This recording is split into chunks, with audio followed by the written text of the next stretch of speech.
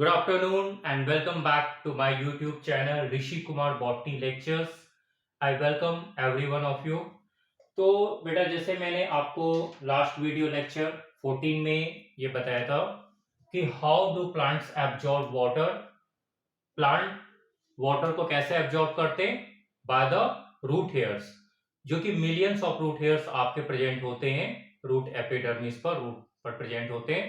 तो water absorb हो गई, लेकिन वाटर एब्जॉर्प्शन के बाद अब ये क्या होता है कि नेक्स्ट टारगेट हो जाता है आपका कि रूट के एपिडर्मल सेल से water should reach to the xylem tissue, vascular tissue तक ये पहुंचना चाहिए, रूट के जाइलम टिश्यू तक। तो ये आपका जो रेडियल कंडक्शन हो रहा, हॉरिजॉन्टल डायरेक्शन में मूव कर रहा है, ये आपका जब तक जाइलम तक नहीं पहुंचेगा तब तक ये आपका क्या हो जाएगा, ये वर्टिकल आपका जाइलम से स्टेम होते हुए लीफ तक नहीं जाएगा। क्लियर? तो अब इसमें चलते हैं। मैंने आपको बताया था there are two pathways to be followed. दो पाथवेज हो जाते हैं जो इसमें फॉलो होते हैं। The first pathway is apoplastic pathway, जो मैं अभी आपको डिस्कस करूंगा। सेकेंड पाथवे मैं आपको डिस्कस करूंगा इसके बाद, that is symplastic pathway. Last video lecture में और इस वीडियो लेक्चर में मैं अगेन आपको रिपीट कर रहा हूं, आप बच्चे एनसीईआरटी क्लास 11 की एनसीईआरटी का पेज नंबर 184, मैं आपको हर वीडियो लेक्चर में आपको एनसीईआरटी के अकॉर्डिंग बनाऊंगा। एनसीईआरटी के एक एक स्टेटमेंट को, each statement of NCERT I will explain in my video lectures, because NEET exam में आपको क्वेश्चंस जो है वो एनसीईआरटी से पूछे जाते हैं। And I have seen majority of the students are confused in NCERT. तो आपको जब वीडियो लेक्चर के साथ साथ आप एनसीईआरटी को जरूर से रीड आउट करें, एक एक स्टेटमेंट को रीड आउट करें, और उस पर बेस्ड क्वेश्चन जब आप देखते हो प्रीवियस ईयर के क्वेश्चन, तो आपको इजीली सॉल्व हो जाएंगे। Okay, good. सो आप यहां देखें, इसमें दिया है water is absorbed along with mineral solutes by the root hairs purely by diffusion. Once water is absorbed by the root hairs, जैसे मैंने आपको लास्ट वीडियो लेक्चर में बताया था, it can move deeper into root layers. मतलब आप plant anatomy पढ़ो, आप देखो इस वीडियो लेक्चर में, यहां पर आपको मैं फोकस करूंगा। एनसीईआरटी का ये डायग्राम है आपका। आउटर मोस्ट लेयर क्या हो जाती है, अगर आप रूट की एनाटॉमी को स्टडी करो, the outer most layer is epidermis. ये है आपकी एपिडर्मिस, इसी की इलोंगेशन होती है। यस, इसी की आपकी एपिडर्मिस की इलोंगेशन होती है, जो आपका रूट हेयर्स बनते हैं। यहां वाटर एब्जॉर्ब हुआ by the process of diffusion. अब एपिडर्मिस के बाद नेक्स्ट जो आपका टिश्यू लेयर हो जाता है, दैट इज कॉल्ड कॉर्टेक्स। अगर आपको किसी तरह की कंफ्यूजन हो रही है, you can refer diagram, anatomy diagram of root in anatomy section. Anatomy जो आपके दिए एनाटॉमी ऑफ एंजियोस्पर्मिक प्लांट, उसमें आप देखोगे, आप इसमें फाइंड आउट करोगे तो उसमें आपको ये डायग्राम मिल जाएगा। एपिडर्मिस, देन कॉर्टेक्स, कॉर्टेक्स के बाद आपका आता है एंडोडर्मिस, जिसे बायोलॉजिकल बैरियर भी कहा जाता है। उसके बाद आपका आ जाता है पेरिसाइकल। पेरिसाइकल के बाद आपके vascular bundles xylem and phloem present होते हैं। तो इस डायग्राम में, बुक में आपको मैं क्लियर दिखा रहा हूं, यहां पर ये आपका जाइलम टिश्यू तक पहुंचेगा। ये कहलाता है आपका हॉरिजॉन्टल डायरेक्शन। जैसे जाइलम में पहुंचा, उसके बाद अनदर मैकेनिज्म के द्वारा, बाय अनदर मैकेनिज्म, ये आपका अपवर्ड डायरेक्शन में मूव करता है और स्टेम होते हुए ये आपका लीफ तक पहुंचता है। ओके, तो पहला क्वेश्चन है कि यह तक कैसे जाएगा। प्रोसेस क्या था बेटा? प्रोसेस था आपका डिफ्यूजन। अब ये आ गया डिफ्यूजन से एपिडर्मिस में आ गया, लेकिन वाटर को मूव करने के लिए क्या चाहिए, यहां पर दो पाथवे वाटर आपका फॉलो करता है। ये एपिडर्मल सेल्स हैं। एपिडर्मल के सेल्स में आप देखोगे बीच बीच में आपके क्या हो जाते हैं, ये सेल वॉल के बीच में आपकी हो जाएगी, यस, ये हो जाता है सेल है आपका। उसके बाद आपको क्या होता है, इंटरकनेक्टेड, ये हो जाता है प्लाज्मोडेस्माटा, राइट।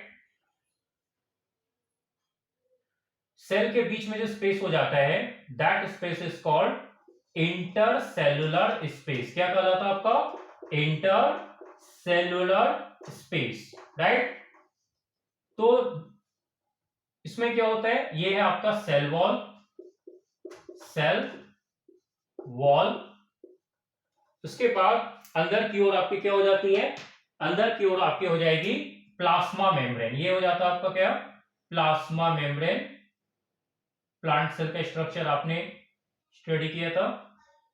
मैं आपको दो सेल से बता रहा हूं, ये एपिडर्मिस है, ये आपका क्या हो जाएगा? Yes, cortex. ये हो गया आपका एपिडर्मल सेल्स, जहां वाटर आपका एब्जॉर्ब हुआ along with mineral. Epidermal cell. ये है आपका कॉर्टेक्स या कॉर्टिकल सेल्स, ठीक है। तो यहां पर आपका वाटर दो तरीके से मूव कर सकते हैं। एक तो रास्ता आपका हो जाता है क्या? इंटरसेलुलर स्पेस, मतलब सेल के बीच में जो स्पेस हो जाता है, that is called your intercellular space. Intercellular space plus दूसरा क्या हो जाएगा? Cell wall. जब वाटर का मूवमेंट इंटरसेलुलर स्पेस यानी सेल के बीच में जो स्पेस प्रेजेंट होते हैं, जो आप डायग्राम में देखोगे, जैसे कॉर्टेक्स का एक सेल यहाँ, दूसरा सेल यहाँ, तीसरा सेल है, उसके बीच से वाटर आपको मूव कर रहा है। सेल वॉल इसमें इंक्लूड होगा, cell wall plus intercellular space, that is called apoplastic pathway. किसी भी कंडीशन में एपोप्लास्टिक पाथवे में ये प्लाज्मा मेम्ब्रेन, ये जो अंदर की प्लाज्मा मेम्ब्रेन है, इस प्लाज्मा मेम्ब्रेन को ये आपका क्रॉस नहीं करेगा। क्वेश्चन इस पर भी आपके बेस्ड हो सकते हैं, बनाए जा सकते हैं कि एपोप्लास्टिक पाथवे में कभी भी आपका प्लाज्मा मेम्ब्रेन को ये आपका कभी भी क्रॉस नहीं करेगा। ये कौन सा सेल ऑर्गेनेल टच करेगा? Cell wall. और सेल के बीच में जो स्पेसेस हो जाते हैं, intercellular space. So apoplastic pathway takes place, कैसा होता है बेटा? Takes place through intercellular space along with cell wall. अब ये क्या होता है आपका? एपिडर्मिस से कहां चला गया? कॉर्टेक्स। कॉर्टेक्स से कहां चला जाएगा? एंडोडर्मिस। कहां चला जाएगा? एंडोडर्मिस चला जाएगा। एंडोडर्मिस में जब ये जाता है तो वहां पर एपोप्लास्टिक पाथवे आपका फॉलो नहीं हो पाता है। आप यहां क्लियरली देख सकते हैं, क्योंकि एंडोडर्मिस के ऊपर लिप में आपकी क्या होती है? सुबेरिन की वॉल होती है। सुबेरिन आपका वाटर इम्परमिएबल है, तो सुबेरिन के डिपोजिशन होने के कारण यहां से वाटर आपका सेल वॉल से क्रॉस नहीं कर सकता है। इसलिए यहां पे एक दूसरा पाथवे फॉलो होता है, जिसको कहा जाता है आपका सिम्प्लास्टिक पाथवे। तो इस पर भी मैं डिस्कस करूंगा। पहले मैं आपको एनसीईआरटी का स्टेटमेंट रीड आउट कर दूं, समझा दूं, मैं एक्सप्लेन कर दूं।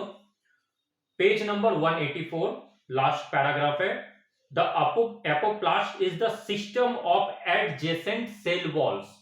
मतलब यहां आप देखें, एडजेसेंट सेल वॉल मतलब एक सेल वॉल हो गया, दूसरा सेल वॉल हो गया, that is continuous throughout the plant. मतलब आपका epidermis, cortex, endodermis, pericycle, right, except at the casparian strips of the endodermis. मतलब ये आपका ये जिसके बाद जो आपका आ जाता है कैस्पेडियन स्ट्रिप्स, मतलब ये सेल वॉल के ऊपर आपका क्या होता है? कैस्पेडियन स्ट्रिप्स प्रेजेंट होती है, जो आपके यहां पर लिखी हुई है। Casparian strips was discovered by Caspary scientist. और ये आपका सुबेरिन, जो कि वाटर परमिएबल लिपिड है, वैक्सी सब्सटेंस है, ये आपका यहां पर डिपॉजिट होता है एंडोडर्मिस के ऊपर, जिसके कारण एंडोडर्मिस के पास वाटर कभी भी आपका एपोप्लास्टिक पाथवे में फॉलो नहीं होगा। तो यहां आप क्या होता है, क्योंकि वाटर इसके थ्रू जा नहीं सकता, तो यहां आपका क्या हो जाता है? ये आपका एक अदर पाथवे फॉलो करता है, जो आप एरो से देख सकते हो। इस पाथवे को आपका कहा जाता है सिम्प्लास्टिक पाथवे। और इसलिए एंडोडर्मिस क्या होता है आपका, क्योंकि सारे वाटर मॉलिक्यूल्स यहां से नहीं आ सकते हैं, इसलिए एंडोडर्मिस को आपका बायोलॉजिकल चेक पोस्ट भी कहा जाता है। क्लियर? चलिए, the apoplastic movement of water occurs exclusively through the intercellular spaces and the walls of the cell. Movement through the apoplast does not involve crossing the cell membrane. Starting में ही मैंने आपको बताया था कि सेल मेम्ब्रेन को ये cross नहीं करेगा, तो ये आपका केवल कहां आएगा, इंटरसेलुलर स्पेस और सेल वॉल को ही टच करेगा। This movement is dependent on the gradient. Again अब मैं आपको इसके बारे में थोड़ा डिस्कस करता हूं, ग्रेडियंट डिपेंडेंट क्या होता है। बच्चों थोड़ा आप रिमाइंड करें लास्ट वीडियो लेक्चर्स को, मैंने आप बच्चों को ये बताया था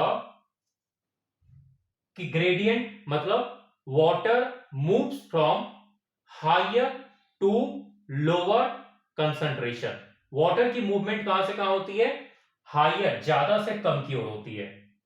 मतलब यहां वाटर का पोटेंशियल ज्यादा है, यहां वाटर यानी सॉइल में वाटर ज्यादा है, कैपिलरी वाटर ज्यादा है, और आपका क्या हो जाता है कि यहां जो लीफ है, वहां लीफ में क्या हो जाएगा, वहां पर ट्रांसपीरेशन के कारण वाटर का लॉस हो रहा है, तो वहां पर वाटर पोटेंशियल कम है। तो यहां क्या होता है, वाटर की टेंडेंसी है हायर से लोअर की ओर मूव करना। तो जब ऊपर कम हो रहा है तो यहां क्या हो रहा है, यहां जाइलम में भी वाटर का पोटेंशियल कम हो रहा है, क्योंकि वाटर का तो लॉस हो रहा है। तो यहां जाइलम में भी यह वाटर पोटेंशियल क्या हो रहा है, आपका कम होता जा रहा है, और यहां वाटर ज्यादा है, तो ऑब्वियसली वाटर यहां से आपका एपिडर्मिस, कॉर्टेक्स, एंडोडर्मिस, पेरिसाइकल और जाइलम की ओर मूव करेगा, राइट। सो ये जो आपका हो जाता है, ये आपका क्या होता है, this is your gradient dependent, मतलब water moves from higher to lower potential. The apoplast does not provide any barrier. Obviously यहां आपका क्या हो जाता है, ऑब्वियसली यहां पर आपका बीच में इंटरसेलुलर स्पेस प्रेजेंट है। दूसरी चीज यहां पर आपको क्या हो जाता है, ये किसी सेल के अंदर एंट्री नहीं करता है, तो ये आपका सेल वॉल पर ही जाता है। तो इसलिए यहां पर किसी भी तरह का कोई वाटर मूवमेंट में किसी भी तरह का कोई भी बैरियर नहीं होता है। हाँ, अगर ये सेल के अंदर होकर जाता, साइटोप्लाज्म को कनेक्ट करते हुए एक साइटोप्लाज्म से दूसरे साइटोप्लाज्म में जाता, जैसे कि सिम्प्लास्टिक पाथवे में होता है, तो वहां पर सेल को वाटर मूवमेंट को बैरियर का सामना करना पड़ता। Does not provide any barrier to water movement, and water movement is through mass flow, मतलब हाई से लो की ओर चलता है, मतलब कि आपका काफी वाटर मॉलिक्यूल्स एक साथ मूव करते हैं। As water evaporates into the intercellular space or the atmosphere, tension develop in the continuous stream of water in the apoplast. Hence, mass flow of water occurs due to adhesive and cohesive properties of water. अब आप मुझसे एक नया word यहाँ पर आपके लिए आ गया, एडहेसिव एंड कोहेसिव प्रॉपर्टी क्या होती है। इसको वैसे मैं डिस्कस करूंगा डिटेल में आपको लास्ट में, अगले पैराग्राफ में, क्योंकि उसमें आपको ये दो फोर्सेस पढ़ने हैं, एडहेशन एंड कोहेशन। टेम्पररी मैं आपको फिलहाल बता देता हूं, एडहेशन क्या होता है कि जो ट्रैचेट्स की वॉल है उसके अलोंग वाटर क्या हो जाता है, ये आपका वॉल के अलोंग स्टिक हो रहा है water molecules.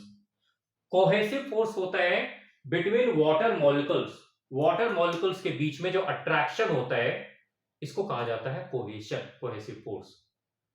Next pathway is your symplastic pathway, मतलब दो पाथवे हैं, या तो ये आपका कैसे जाए, intercellular space along with cell wall, इसको कहते हैं apoplastic pathway. Second pathway is symplastic, मतलब एक सेल से दूसरे सेल में साइटोप्लाज्म के थ्रू मूवमेंट हो। In next video lecture I will discuss your symplastic pathway. Okay, so thank you to all of you to watching my video. Please like, share and subscribe my video lectures. Okay, thank you.